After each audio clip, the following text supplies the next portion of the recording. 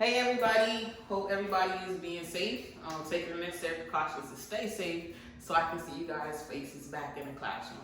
So today we're going to pick up where we left off in class with geometry and finish up our final topic, which is volume. So when we think of volume, what actually comes to mind? Okay, so volume is actually how much space a three-dimensional figure occupies. So speaking of that, what if I asked you how much space would you need to carefully hold $1 million? So let's say you had to pick a box. How big does your box have to be to make sure you don't lose your $1 million? Let's see. So this is my box of choice. So if I really want to securely make sure I don't lose my $1 million, how much volume does this box actually have to occupy to make sure I don't lose those millions? Let's learn that today. So volume actually simply is length times width times height. And speaking of a rectangular prism, so we're talking about rectangular prism. So if your box that you choose to safely hold your $1 million is a rectangular prism, then you want to make sure you're using this formula: length times width times height. Again, volume formula for a rectangular prism is length times width times height. So if I had to actually sketch my box to transport my billions, let's see how much volume my box will actually hold. So to actually understand where these parts are on this rectangular prism, let's label those parts. So this part right here, the bottom part right here of my rectangular prism, this is my length. So this tells me how long my box is, or how long my rectangular prism is. This side piece right here is my width. It tells me how wide my box is. And then this segment right here in the back, that is my height. So that tells me how tall my box is, or my prism is. So let's say my dimensions for my box, my length was 3 1/3 feet. My width was 1 feet, or 1 foot. And my height was 1 1/3 feet. What will my volume be of my rectangular prism? My volume simply is V is length times width times height. So I substitute my three amounts where they go at in the formula. So for L, I have 3 1/3. For W, I have 1. And for H, I have 1 1/3. Now, when multiplying mixed numbers, we can't do that. So we actually have to convert those into improper fractions in order for us to be able to multiply these numbers.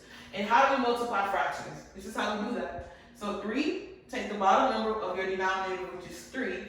You multiply it by your whole number, which is 3. So that's 3 times 3 gives me 9. And then 9 plus the top of your numerator, which is 1. So 9 plus 1 gives me 10. And I keep my denominator the same. So 3 1/3 is the same as 10 1/3. Or 10 over 3. Multiplied by 1. So that's simply 1 over 1. And then I do the same thing over here. So 3 times 1 is 1. Plus 1 is 4. So that's 4 over 3. And then I multiply across. So 10 times 1 is 10. 10 times 4 is 40. 3 times 1 is 3. 3 times 3 is 9. But can we leave that like that? No, we have to change this back down to a mixed number. And this is how we do that. We take our number that's on the bottom, which is our denominator. We keep them outside of the house. We take our 40, which is our numerator, and we put that in the house. So this is 40 divided by 9. So how many times can 9 go into 40? 4 times. 4 times 9 gives me 36. So 40 minus 36 leaves me with 4. So there are no remainders in fractions. So we take this number that's our leftover number, and we make that our numerator. We take our number that's outside of the house, and that becomes our denominator.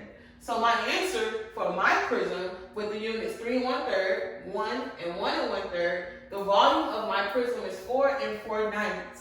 But do we stop there? No, because volume is measured in cubic units. So my unit is feet. So my answer is 4 4/9 cubic feet. So 4 4/9 cubic feet. That is to the third power, or cubed. 4 4/9 cubic feet, or cubic feet. Now what if you don't have a rectangular prism? What if you have a cube? So what if you're going to be using that cube to transport your $1 million? Is your cube big enough? Let's find out. So let's say I drew your cube. This is your cube.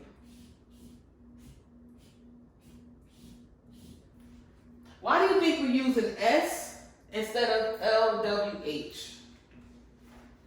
Well, we use an S because with cubes, all the sides are the same. So that S stands for side. So all the sides are equivalent. So if let's say your cube is 2.5, so this side has to be 2.5, this side has to be 2.5, and this side has to be 2.5.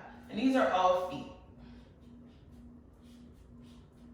So if one side is 2.5 and you have a cube, that means every side is 2.5. So instead of doing 2.5 3 times, we simply just put S to the third. So this really would be V equals 2.5 to the third. But do we leave that like that? No, we actually have to find out what 2.5 to the third power is. And this is how we do that. We do the same thing that we did up here with our mixed numbers. So 2.5, that's 2 times 2 is 4, plus 1 is 5. So this is 5 over 2. And how many times is that? That's 3 times.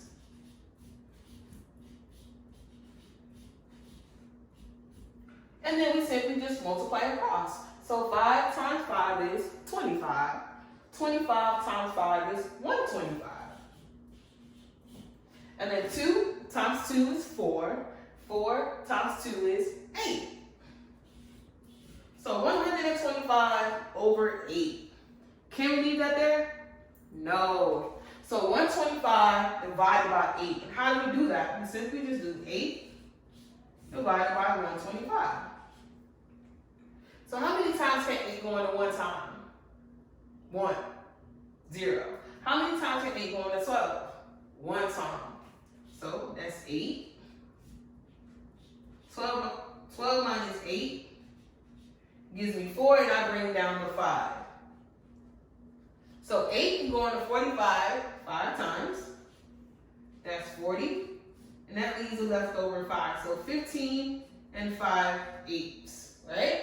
So my answer, my volume, is 15 and 5 eighths. But don't forget, it's in cubic units. So that's feet cubed, or cubic feet. So again, when you're doing rectangular prisms, your volume formula that you're using is length times width times height.